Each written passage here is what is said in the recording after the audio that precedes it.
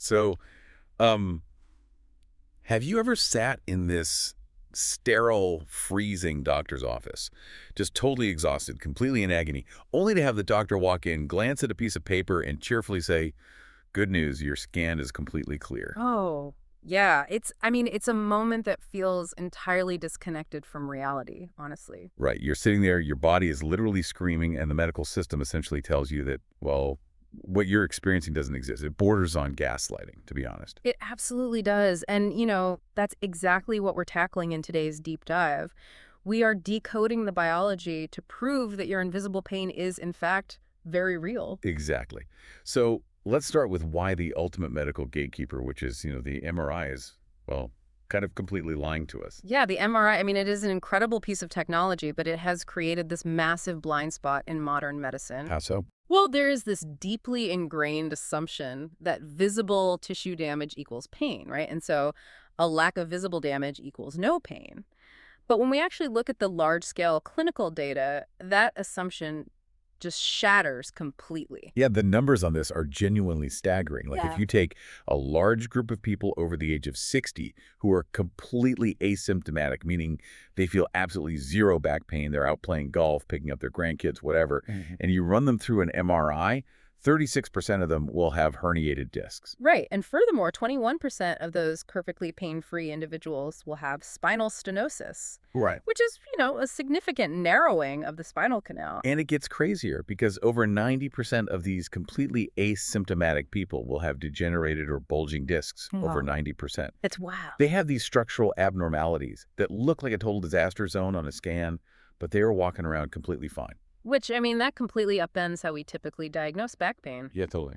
If a patient comes in complaining of severe pain and the doctor orders an MRI and sees a bulging disc, the immediate reflex is, we found the culprit. Right. Case closed. Exactly. But the data suggests that bulging discs might have been there for, 10 years, causing absolutely no pain at all. It could be completely unrelated to why the patient is hurting today. It creates this completely false target. And there was this massive randomized control trial that showed just how dangerous that false target can be. Oh, the rapid MRI study. Yeah, exactly. So researchers looked at patients with back pain and assigned half of them to get conventional x-rays, while the other half got rapid MRIs. With the underlying assumption being that the rapid MRI group would get a faster, more accurate diagnosis, right? And therefore, they'd heal faster. Right. But the reality was the exact opposite. The rapid MRI group ended up with significantly higher medical costs, way more specialist consultations, and this is the crazy part, an astonishing threefold higher rate of surgical interventions. They were sliced open 3 times as often. Yes, 3 times. But here is the really critical finding from that study. A year later, that rapid MRI group had absolutely no difference in their actual pain relief or functional status compared to the X-ray group. Wow. Yeah, the surgeries, which were entirely driven by what the doctor saw in those advanced scans, they didn't actually fix the patients. I mean, relying solely on an MRI for chronic nerve pain, it really feels like taking a photograph of a laptop screen to diagnose a software glitch. Oh, that's a great way to put it. Right. Like, the photograph only shows you the hardware. The screen isn't cracked. The keyboard is perfectly intact. So the IT guy looks at the photo and goes, well, looks fine to me. Right, but he's totally missing the processing errors. Exactly. The corrupted files, the electrical misfires happening inside the machine. That analogy hits the absolute core of the issue. The MRI is just a static anatomical picture. It simply cannot capture the dynamic electrical and chemical signals that are actually driving the nervous system. So, if the gold standard scan is essentially useless for capturing the reality of chronic pain, what is the medical system actually looking for? Like, why are doctors still using it as the ultimate gatekeeper for treatment? Well, honestly, it comes down to how physicians are fundamentally trained. Medical education is heavily weighted toward acute nociceptive pain. Nociceptive pain, that's the normal alarm system. Exactly. It's your body's healthy alarm system for acute tissue damage. You break a bone, the alarm sounds. We cast the bone, the alarm turns off. Doctors are trained to look for a broken part to fix. But chronic pain isn't just an alarm ringing for too long. No, not at all. Specifically with neuropathic or nociplastic pain, the nervous system itself is the disease. The software is corrupted. Right. The hardware, the bones and tissues, they might be perfectly fine, but the software is malfunctioning. Okay, so we really have to zoom in on that software Yeah. then. What is actually happening in the nervous system when a patient is in agony but their scan is completely clear? We need to look at a neurobiological process called central sensitization. This is really the key to understanding all chronic pain. Okay, lay it on us. So, when you experience an initial injury or trauma, damaged cells release what biologists actually refer to as an inflammatory soup. An inflammatory soup? I mean, that sounds like a incredibly chaotic environment. Mm. What exactly is floating around in that soup? It's a highly reactive mix of chemicals, particularly things called cytokines. Okay. Cytokines are these small signaling proteins. Think of them as the body's chemical flare guns. When there's damage, they fire off, telling the immune system to rush to the area and telling the local nerves to become hypersensitive. Which normally makes sense, right? Like Yeah. it makes the area tender so you protect your injured ankle while it heals. Exactly. Normally, it's a very good thing. But I'm guessing in chronic pain, those flare guns just never stop firing. Right, and it goes beyond just continuous firing. The nervous system gets bombarded by these chemicals for so long that it undergoes what we call a phenotypic switch. A phenotypic switch. Wait, so the actual biological structure of your nerve cells changes? Yes, physically changes. How does a nerve cell physically change its structure just from being bombarded by chemical signals? It adapts by building more receivers. So the clinical data details the multiplication of specific receptors on the nerve cells, specifically glutamate-activated NMDA receptors. Okay, that's a lot of science words. Break that down for us. Sure. So glutamate is an excitatory neurotransmitter. It's essentially the fuel that tells the nerve to send a pain signal. And the NMDA receptor is the engine that receives that fuel. Got it. During central sensitization, your spinal cord is hit with so much sensory input that it physically sprouts more of these NMDA receptors right at the synaptic membrane. So your spinal cord is literally building more engines to process more pain. I mean, it's becoming dangerously efficient at hurting you. Dangerously efficient is exactly it. It actually increases the responsiveness of your pain-transmitting neurons up to 20-fold. 20-fold. That is insane. It is, and the structural changes, they don't even stop there. There is a deeply problematic phenomenon called ectopic excitability. Okay, what does that mean? Well, when a peripheral nerve is damaged, it attempts to heal itself by regenerating, so it grows these new little nerve sprouts. But these sprouts are highly unstable. Well, unstables, how? They behave like frayed electrical wires just shooting off sparks, so they're firing spontaneous pain signals without any actual physical trigger. Man, and do those frayed wires ever, like, bump into other systems? They do, and that creates something called crosstalk. Yeah. Eventually, atypical connections form in the spinal cord between the nerves that sense pain and the nerves that sense completely harmless things. Harmless things like what, like light touch or temperature? Exactly. So the wires get crossed, and a signal that was just meant for touch accidentally gets routed straight into the pain channel. Yes, which leads to a condition called allodynia. This is where something completely innocuous, like the brush of clothing against your skin or a light breeze or the temperature of a cool shower, it is perceived by the brain as agonizing burning pain. I keep thinking of this like a faulty car alarm, right? Central sensitization is basically a car alarm that has become so hypersensitive, it just starts blaring at top volume because, I don't know, the wind blew a leaf onto the windshield. That's a perfect analogy. The threat of a break-in isn't real, but the deafening, agonizing noise absolutely is. But I have to pause and ask something here. Go ahead.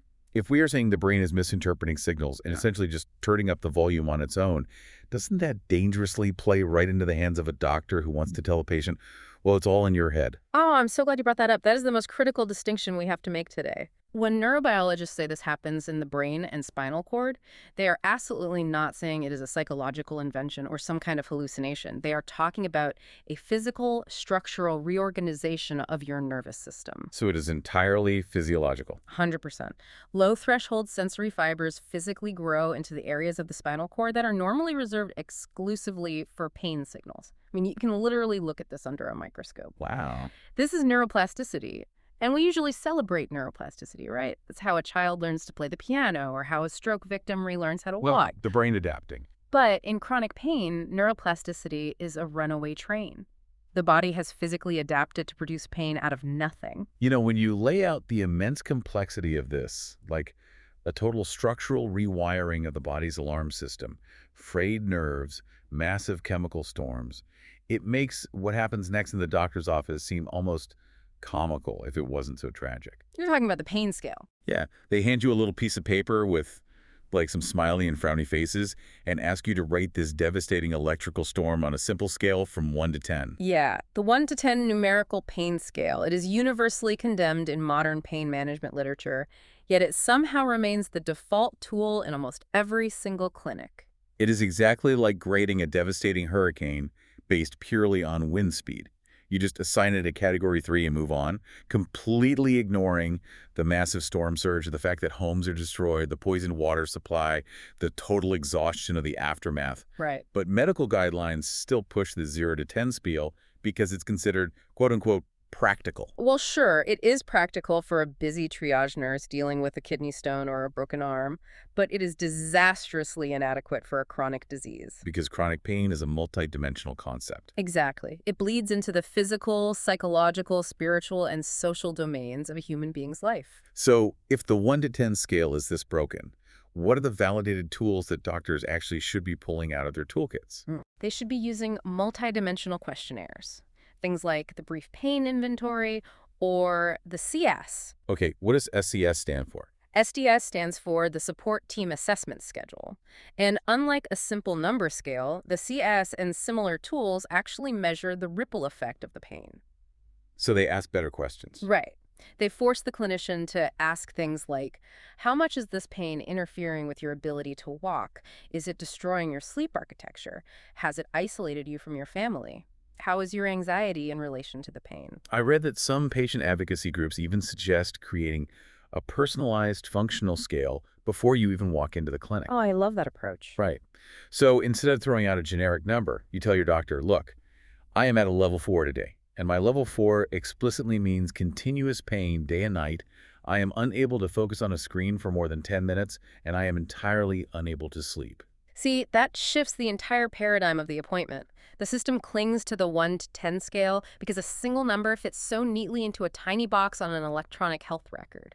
But condensing the experience like that dictates a terrible intervention.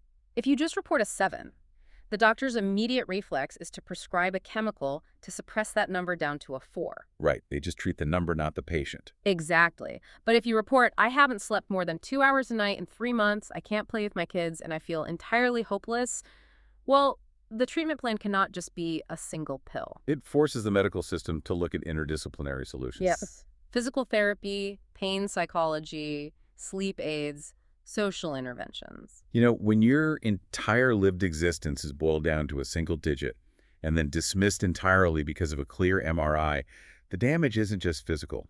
It actively traumatizes the mind. Oh, absolutely. Let's look at what happens to the mind when the body is ignored, because the overlap between chronic pain and mental health disorders is just staggering in the sources. Yeah, we are not talking about a few patients feeling a bit down about their sore back. The comorbidity is systemic and it's massive. The prevalence of chronic pain in populations with PTSD is up to 96%. 96. I know. Almost every single person carrying severe trauma is also carrying severe physical pain. And it's 50 to 60% in people with depression and anxiety.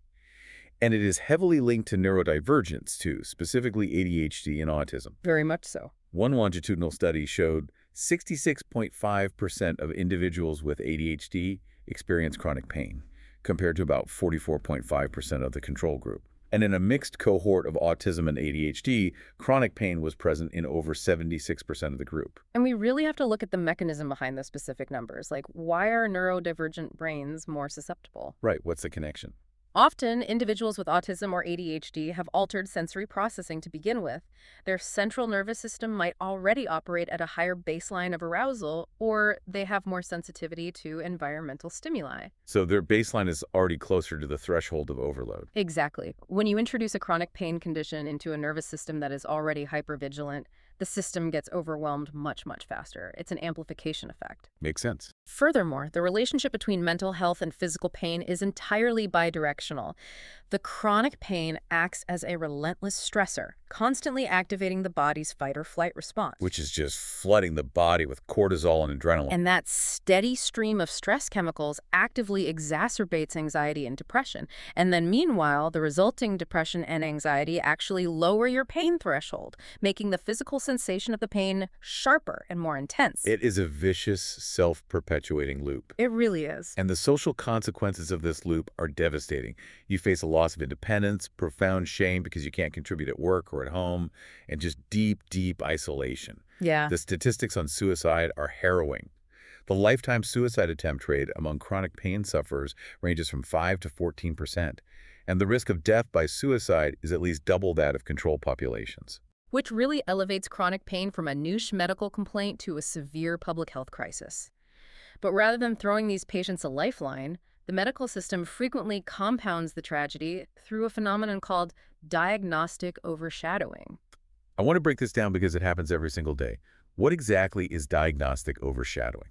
It occurs when a physician looks at a patient's medical history, sees a diagnosis of, say, anxiety, depression, or PTSD, and automatically attributes the patient's new physical pain complaints to their mental illness. Oh, I see. So the doctor just assumes the pain is psychosomatic, like, oh, it's just your anxiety manifesting as back pain. Exactly. The physical symptoms are entirely eclipsed or overshadowed by the psychiatric diagnosis. As a result, the physical pathology goes completely uninvestigated and untreated. That's awful. And what is truly heartbreaking is that patients are acutely aware this is happening to them. Right. They know the doctor's judging them based on their chart. So, when people experience both severe depression and chronic pain, they will often purposely hide their pain during appointments. They share only a fraction of what they are actually feeling out of an intense fear of judgment. They are terrified of being labeled as drug-seeking or having a doctor roll their eyes and suggest, therapy instead of a physical exam. So they just sit in silence. Yeah. It's a tragic irony. Patients are told their pain is just stress or depression, but the invalidation and gaslighting they endure from the medical system is actively causing a massive portion of that stress. Precisely. The trauma of navigating a dismissive healthcare system becomes an entirely new psychological burden stacked right on top of the physical agony. So how does a listener break out of this? Like if someone is listening right now and feels entirely dismissed by the system, how do they advocate for the holistic care they actually need? Well, you have to know what the absolute gold standard of care looks like so you can demand it. Clinical guidelines are unanimous here. Interdisciplinary pain treatment is the criterion standard. Meaning what exactly? This means your care should not be siloed. It should explicitly integrate a physician, a physical therapist, and a mental health care professional, all communicating together about your case. But the data also clearly notes that most patients are practically never offered this kind of integrated care. They aren't, because our medical system is terribly fragmented.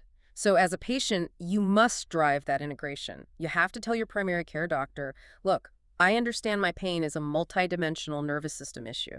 I need a referral not just for pain medication, but for a pain psychologist. I think it also means categorically refusing to play the 1 to 10 scale game, right? Absolutely. Bring your own functional goals to your appointment. Say, my goal isn't to reach a magical 0 on a pain scale. My goal is to be able to sit at my desk for 4 hours without a flare-up. Or my goal is just to walk my dog around the block. Establish functional metrics. And most importantly, recognize that utilizing mental health support like cognitive behavioral therapy or acceptance and commitment therapy, it is not an admission that the pain is all in your head. It's not a surrender. Not at all. The clinical data shows these therapies are incredibly powerful. They might not immediately turn off the burning sensation in your leg, but they have huge effects on reducing pain interference. Because they help train the brain. Exactly. They help train the brain to stop attaching panic and fear to the pain signals, which effectively turns down the volume of the central nervous system's alarm. If you are listening to this deep dive right now and you are navigating the hell of chronic nerve pain, we really want to reiterate the single most important takeaway from all the neurobiology and clinical data we've discussed today. And that is that your pain is a complex biological reality. The disconnect you feel in the doctor's office is not a reflection of your credibility. It is the fault of a medical system relying on completely outdated paradigms. They are using static MRI photos and simplistic 1 to 10 scales to measure a dynamic electrical chemical disease of the entire nervous system. You are not atypical. Yeah. You are not weak. And your body is not lying to you. Your pain is real, and the heavy emotional weight you are carrying is a completely normal biological response to endless physical suffering. Yes. The structural reorganization of your nervous system, that central sensitization and those multiplying receptors we talked about, that proves that your body is reacting to massive physiological changes. Your nervous system has learned to protect you a little too well, and it's basically gotten stuck in the on position. Which leaves us with one final kind of mind-expanding thought for you to explore on your own. Yeah, we've talked extensively today about neuroplasticity, right? We've discussed how your brain and spinal cord possess the incredible ability to physically rewire themselves, to sprout new connections, and to effectively learn chronic pain, becoming hyper-efficient at producing it. It is sort of the dark side of human adaptability. But neuroplasticity goes both ways. If our brains and nervous systems can structurally learn chronic pain through repetition and chemical storms, could the future of medicine lie not in creating stronger and stronger opioid painkillers just to mask the alarm, but in teaching the brain how to structurally unlearn the pain altogether? It is a profound frontier, and honestly, it's exactly where the cutting edge of pain psychology and neurobiology are heading right now. So the next time you are sitting in that sterile doctor's office, Yeah. and they hold up a completely clear scan and cheerfully tell you everything looks fine, remember the laptop screen. Remember the software. Exactly. The invisible electrical storm is entirely real, but the incredible thing about software is that it can always be rewritten.